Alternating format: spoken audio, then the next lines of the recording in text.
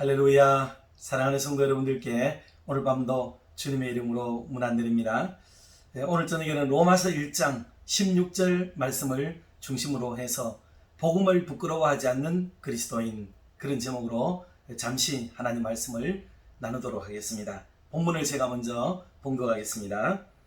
내가 복음을 부끄러워하지 아니하노니 이 복음은 모든 믿는 자에게 구원을 주시는 하나님의 능력이 됨이라. 먼저는 유대인에게요 그리고 헬라인에게로다. 아멘. 복음이 무엇인가 하는 것을 우리는 생각을 좀 잘 해야 되겠습니다. 여러분들은 복음이 무엇이라고 생각하십니까? 당연히 복음은 기쁜 소식이죠. 기쁜 소식. 그리고 뭐가 그렇게 기쁜 소식인가? 세상에 있는 소식은 좋은 것 같아도 그 소식이 조금 지나면 그게 나쁜 소식이 되는 경우도 좀 있다 한 말 들어보셨죠? 소위 인간만사 세옹지마라는 그런 말입니다. 어느 집에 말이 하나 이래 굴러왔는데 아이고 얼마나 횡재를 하고 좋아요. 그래서 말이 왔다고 좋아했는데 웬걸 그 말이 그냥 어느 날 집을 나가버리는 거예요. 근데 집을 나가버리니 얼마나 안타깝고 속상하겠습니까? 그런데 그게 나쁜 소식이었는데 조금 있다 보니 이 말이 짝을 찾아가지고 들어오더라, 그런 말도 있잖아요. 그리고 짝을 찾아 들어오니 또 얼마나 좋아요. 너무너무 기쁘고 좋았는데 그만 그 말을 타던 아들이 다리가 부러지게 되죠. 얼마나 안타까워요. 또 그 말 때문에 그런 나쁜 일이 벌어졌으니까 말이에요. 그런데 그 나쁜 소식이었는 다리 부러진 아들이 다른 집의 아들은 다 전쟁에 막 끌려가는데 그 집 아들은 다리를 다쳐서 전쟁에 나가지 않게 되었대요. 그러니 다리가 부러진 게 나쁜 일이었는데 알고 보니까 이게 좋은 소식이 또 되기도 하더라, 그런 얘기가 있습니다. 그래서 인간망사는 세옹지마다라는 말이 나왔다고 하는데, 사람의 말은 잠깐은 좋은 소식 같아도 그게 나쁜 소식이 될 수가 있고, 또 나쁜 소식이었는 것 같은데 사실은 그게 좋은 소식인 경우도 있습니다. 그러니 작은 것 하나 때문에 좋아하고 작은 것 하나 때문에 너무 힘들어하거나 우울해하지 말고 인생을 좀 길게 보고 멀리 보아서 하나님이 내 인생 전체를 어떻게 이끌어 가시는가 하는 걸 보고 마지막에 진짜 웃을 수 있는 사람이 정말 승리자가 아니겠습니까? 그러니 우리 사랑하는 성도 여러분들은 모두가 인생의 승리자가 되시기를 주님의 이름으로 축원합니다. 그래서 이 기쁜 소식은, 세상의 소식은 이렇게 가변적이에요. 좋을 수도 있고 나쁠 수도 있고 그런 거예요. 돈이 막 나간 것 같아서 속상했지만 그것 때문에 집안이 도로 화목하게 되는 경우도 있어요. 돈이 막 벌려져서 좋아했는데 세상에 그것 때문에 막 형제지간에 좋지 못한 일이 일어나기도 하고요. 너무 건강하니까 오만대 쫓아다니는데 하나님이 싫어하는 데까지 막 쫓아다니는 분들이 있을 수 있습니다. 그런데 병이 들었다는 것은 분명히 나쁜 일이기도 하지만 그 때문에 하나님을 더 가까이 하게 되고 하나님을 더 많이 사랑하게 되는 경우도 있더라 하는 겁니다. 그래서 세상에 있는 것들 가지고는 우리가 무엇이 좋다, 무엇이 나쁘다 이렇게 말하는 것은 불가능하고 어렵습니다. 그래서 그것들은 좋은 소식이라고 할 수는 없습니다. 그러면 성경이 말하고자 하는 기쁜 소식, 좋은 소식은 뭐겠습니까? 그건 변하지 않는 소식이어야 하겠고 모든 백성에게 미치는 소식이어야 하겠고 이 소식을 듣는 사람에게는 모두가 한결같이 기쁨을 드릴 수 있는 소식이어야 그게 진짜 기쁜 소식인 거죠. 그게 바로 무슨 일이겠습니까? 로마서 1장 2절부터 4절에서는 이 복음이 뭔지를 설명을 잘 했어요. 제가 한번 봉독해 드리겠습니다. 이 복음은 하나님이 선지자들을 통하여 그의 아들에 관하여 성경에 미리 약속하신 것이라.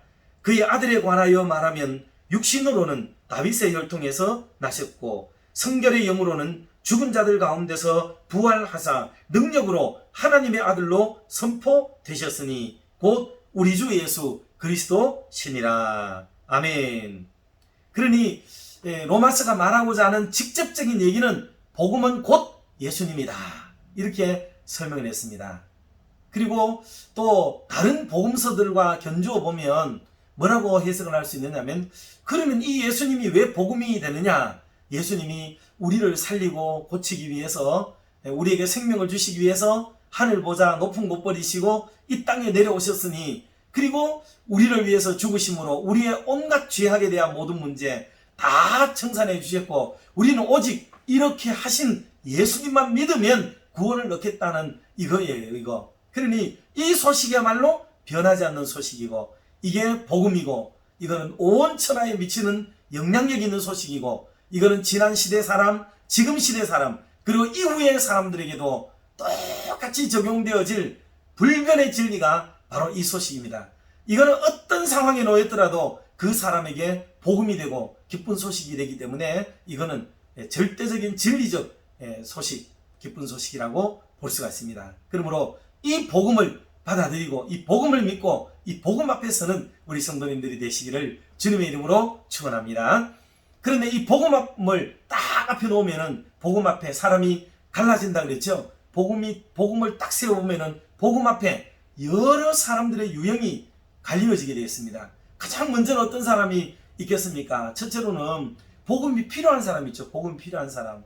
물론 원칙적으로 지금 이 복음 필요하지 않는 사람이 어디 있겠습니까? 이 복음은 누구에게나 다 필요하죠. 그런데 먼저 구원을 얻은 사람들 입장에서는 어때요? 이 복음의 유효함이 일어나는 사람들이잖아요. 그런데 복음을 아직 맛보지 않는 사람들, 복음을 경험하지 않는 사람들, 복음이 들어가야 되는 사람들, 복음을 경험해야 될 사람들이 세상에는 수두룩벅적하다는 거예요. 이 사람들이 우리 눈에 보여서 정말 이분들에게 살 수 있는 희망이 뭐냐, 아까 말씀드렸듯이 인간만사 세옹지마에 해당되는 그것 찾으려고만 노력을 기울여서는 인생이 잘 될 수도 있지만 그것 때문에 안 될 수도 있고 그것 때문에 망할 수도 있는 겁니다.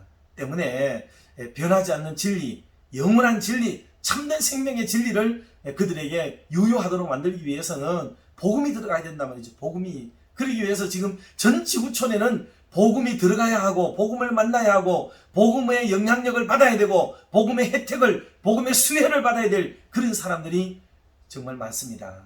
우리는 이것을 기억을 해야 되겠습니다. 그래서 이 복음이 말로만 이르지 아니하고 이 복음을 기록한 사람들 있잖아요. 기록한 사람들. 두 번째는 기록한 사람들이에요. 그래서 이 복음을 기록하는데 성경의 저자들은 약 40여 명이라고 얘기를 합니다. 성경이 기록된 시기는 구약이 약 1500년 동안 세월 동안에 기록이 되고 신약 성경은 100년 동안에 기록이 됩니다. 참 오랜 세월이죠. 합하면은 1600년 동안 긴 세월 속에 기록된 게 그 성경이에요. 그런데 구약과 신약이 쓰여지고 신약이 쓰여질 때까지의 중간기간 또 400년이라는 세월이 있단 말이에요. 그러니 성경이 처음 쓰여질 때부터 시작해서 마지막 쓰여질 때까지 기간이 얼마냐면 무려 2000년 동안에 기록된 게 이 성경입니다. 성경. 2000년 동안에 그 기록된 사람들은 한 40여 명의 저자들에 의해서 기록이 되어져요.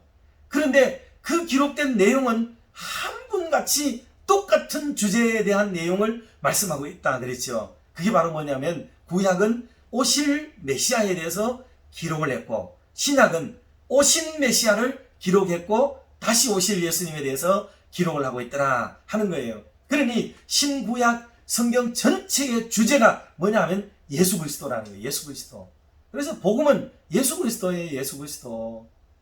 그런데 세상에 생각해 보세요. 어떻게 2000년 전에 쓴 사람의 책도 예수님을 얘기하고 또 1000년 전에 쓴 사람의 얘기도 예수님께 집중하고 그리고 지금 시대, 지금은 아니죠. 2000년 전에, 지금으로부터 2000년 전에 마지막 기록이 이루어졌거든요. 그리고 그 시대 사람들도 오직 예수님에 대해서 기록을 했다 이 말이에요. 참 놀라운 일이죠. 그래서 이걸 볼 때에 성경이 기록될 때마다 성령의 감동을 따라서 기록했다 하더니 구약 성경에도 성령의 감동을, 신약도 성령의 감동을 받아서 기록한 성경이어서 이 성경은 아무리 다양한 사람들에 의해서 기록되었더라도 그리고 다양한 시대를 아우르면서 기록되었을지라도 오직 예수님께 집중해서 예수님을 대상으로 기록하고 있다는 게 밝혀지게 된 거죠. 이러고 보건대 성경의 진짜 저자는 한 분이다. 한 분. 성령 하나님이다 하는 것을 우리가 알 수가 있는 거예요.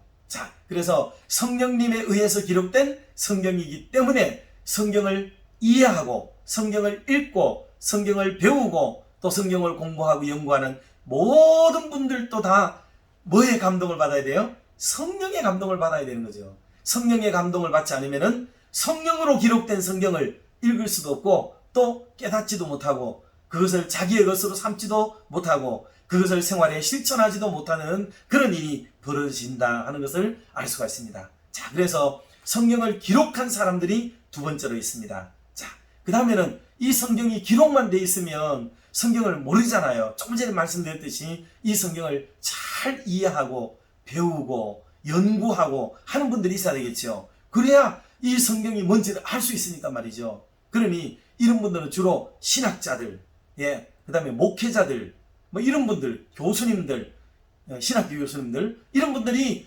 연구를 하는 거예요. 성경을 연구를 하는 거죠. 그리고 주석을 막 씁니다. 주석을. 본인이 깊은 영감을 얻어서 성령으로 기록된 것을 깊은 경지에 들어가서 하나님의 뜻을 이해하고 그리고 전체적으로 이것을 이해해서 이것을 주석을 막 씁니다. 제 뒤에 보이는 이 화면들에 있는 이런 책들이 다 이게 성경 주석서입니다. 주석서. 그래서 이런 성경은 처음부터 끝까지 읽는 성경이라기보다도 제가 예컨대 로마서 1장 오늘 16절을 주제로 설교를 해야 되겠다 하고 기도 중에 말씀을 정하게 되면 이 주석서들 여러 개 있는 것들을 제가 다 펼쳐봐요. 그럼 이 주석서마다 쓰신 분들이 다 다르죠. 그래서 이 다양한 분들이 썼는 주석들을 읽고 또 읽다 보면 저도 제 말로 이것을 녹여서 말씀을 드릴 수가 있게 되겠지요. 그러니 성경을 이렇게 연구하는 분들이 계세요. 얼마나 고마워요. 저는 이분들이 땀 흘려서 연구해 놓은 것을 그냥 돈 조금 주고 책을 사가지고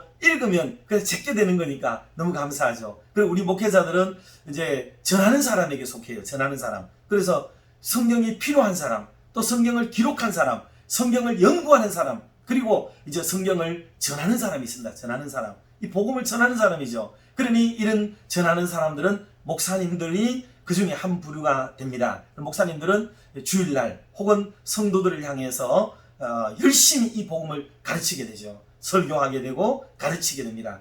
그리고 또 우리는 이렇게 전문적으로 성도들을 향해서 가르치지만 성도님들도 들은 복음을 어때요? 우리의 생활 주변으로 날라야 되겠죠. 그래서 직장인들에게, 가족들에게, 친지들에게, 아는 지인들에게, 그리고 어떤 자리 갔을 때마다 이렇게 주일날 들은 설교 핵심적인 요약해서 몇 가지 정도 머릿속에 딱 넣어놨다가 이런 것들이 자꾸 답습되어서 이것을 만나는 분들에게 전하는 거죠. 그러니 목사도 전하는 사람, 성도님들도 복음을 전하는 사람들, 이 전하는 사람들에게 속하는 겁니다. 우리는. 그런데 우리가 이 복음을 전해야 되는 이 직무를 수행하지 않으면 되겠습니까? 그 목사는 매주일마다 성경을 연구해서 이 설교를 하게 되죠. 그러면 성도님들에게 전하게 되고 또 성도님들도 이 복음을 받았으니 또 들었으니 이것을 여러분들도 전해야 되는 거예요.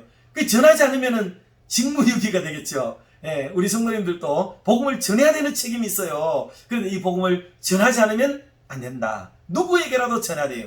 만약에 우리가 나돌아다닐 수 없는 상황이거나 막 이러면은 어떤 맥락에서라도 이 복음을 전하려고 노력을 기울여야 되겠죠. 그래서 전화를 한다든지 문자를 보낸다든지 요즘 우리 교회 단톡방에 그림 파일로 이렇게 해가지고 성경 구절 하나 이렇게 탁 넣고 하지 않습니까? 이런 것도 하나 엣지 있게 딱 전하는 방법이 될 수가 있겠죠. 그래서 어떤 다양한 모습으로 복음을 전해야 돼요. 그러니까 뭐 제가 전해드리는 이걸 가지고 목사님들도 받으시고 다른 교회 목사님들도 받으시고 하다가 이게 저희들까지 되돌아오는 일들도 있더라고요. 너무 감사한데 어쨌든지 우리는 크고 작은 이 복음을 전하는 사람들이 되어야 된다 하는 겁니다. 그리고 이렇게 생활 속에도 전하지만 어떨 때는 우리가 선교지를 찾아서 가서 복음을 전하기도 하고 또 복음을 전하는 분들을 응원하기도 하고 그래서 복음을 더 잘 전할 수 있도록 독려하고 격려하는 일도 우리가 하고 있습니다. 이런 것들도 다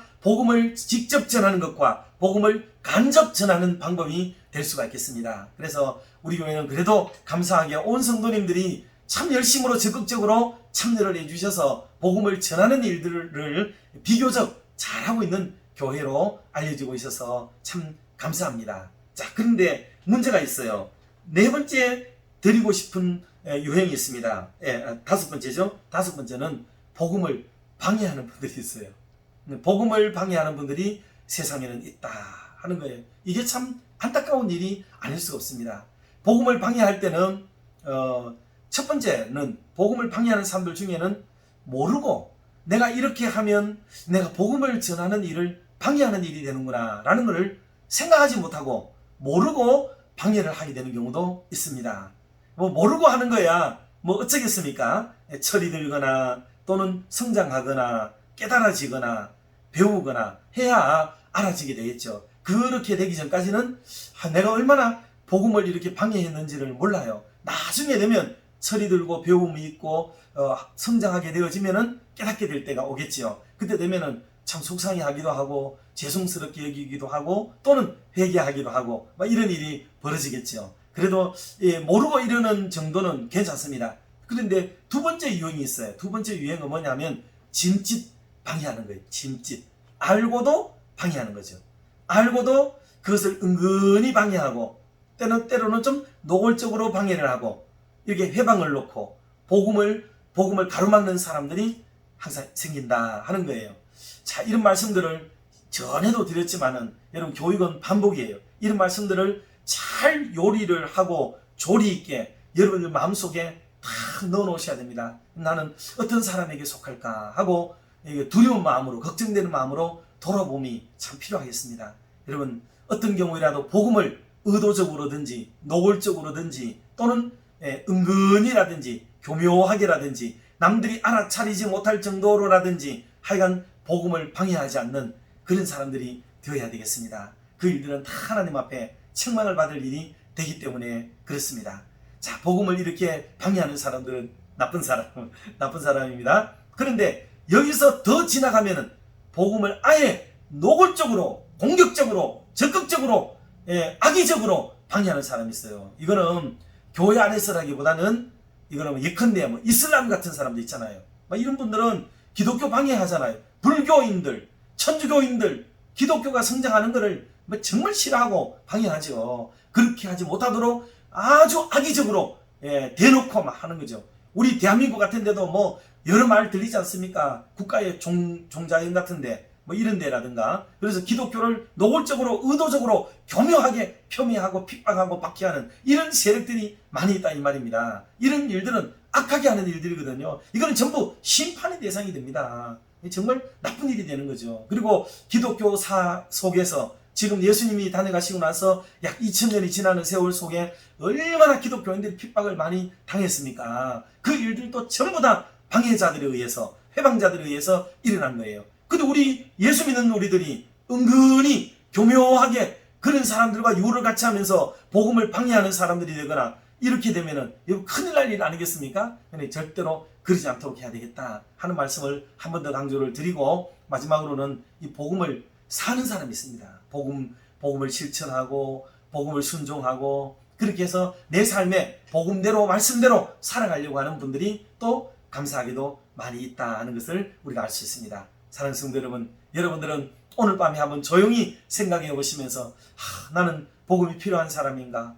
나는 성경을 기록한 사람은 아니지만 나는 성경이 전해지고 또 연구한 사람들에 의해서 물론 연구하실 수도 있어요. 마음에 열심히 있는 분들은 또 성경을 연구하고 또 기독 서적도 읽고 또 주석도 읽고 이렇게 하시는 건 나쁘지 않습니다만, 현실적으로 목회자가 아닌다면은 그렇게 전문적으로 공부하기란 좀 쉽지는 않으리라고 생각합니다.